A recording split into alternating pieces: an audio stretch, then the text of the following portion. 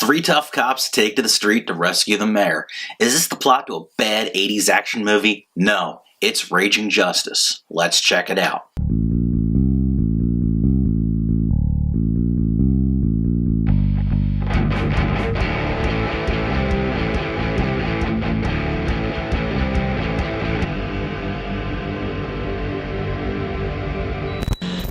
While others have tried to make new 2D belt-scrolling beat-em-up games, they just really haven't done it for me. Either there's just a lack of soul, or they're just too much of a rehash.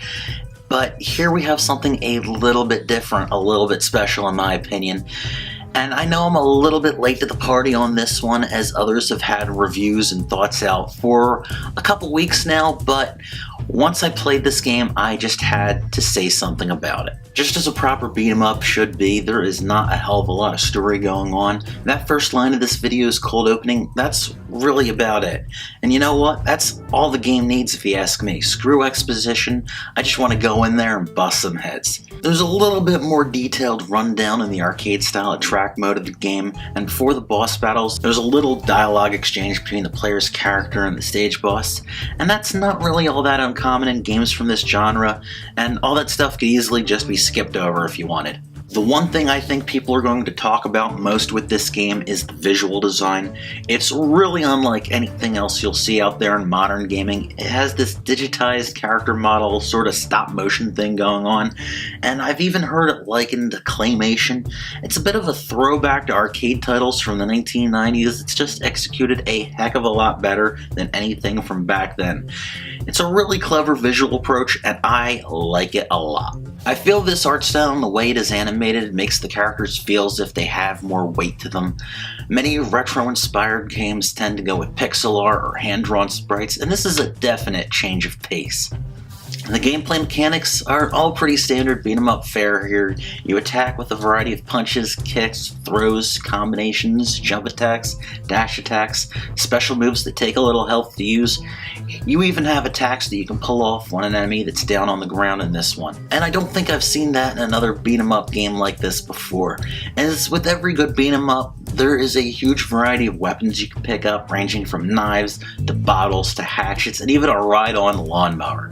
The weapon variety is really a great touch here if you ask me. The lawnmower only appears a couple times, but it's pretty awesome. Another feature to this game that isn't in others like it is the ability to arrest dazed enemies. This will net you health bonuses, which is pretty important since you won't find too many health pickups often otherwise. There are little challenges in the game like arresting certain enemies or various situational things you can accomplish for bonuses and points that are given at the start of each stage. They're all pretty neat, but it is nice that they are totally optional, as you might just want to hammer through the enemies then try to defeat so many a certain way or whatever, but that is totally up to you.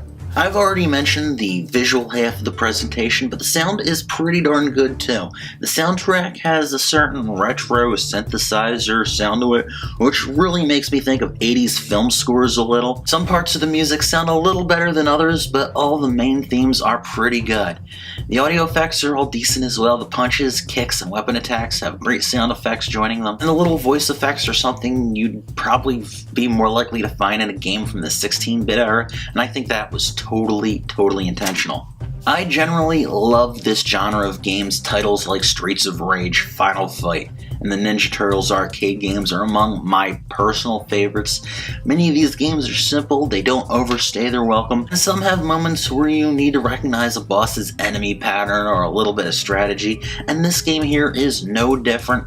But sometimes these bosses feel excessively cheap. Some have periods of invulnerability or go off screen for a few moments, which can get kind of annoying. There's very little in the way of brute force attacking you can do against them. In some cases it just won't do any good at all. But I really think that some of these bosses just might have a trick to them that I really haven't sorted out yet. I'll be perfectly honest, this game might not be everybody's cup of tea. I like it, but you might not. The whole genre of beat 'em ups does get a lot of flack for being kind of monotonous, to say the least, and this one has certain touches to it, the cheapness of the bosses for example, which do make it not quite the usual mindless fun of a beat 'em up game. And That's totally understandable if you're not into it. Personally, I don't think it took away from it that much. I really enjoyed the game, and at $15 US on most modern consoles for download, and of course on Steam as well, which is where you've seen me play it, it's not a bad buy. So if you think you're gonna like it, by all means, I think you should go for it. And now let me throw things over to you guys. What do you think? Do you think I should be doing a bit more of these indie games? Any games at all? What kind of stuff do you want to see from me? Always open for recommendations. Let's hear them. Leave a comment down below. Hope you've enjoyed the review. Thank you so much for watching, and I'll see you next time. Take care.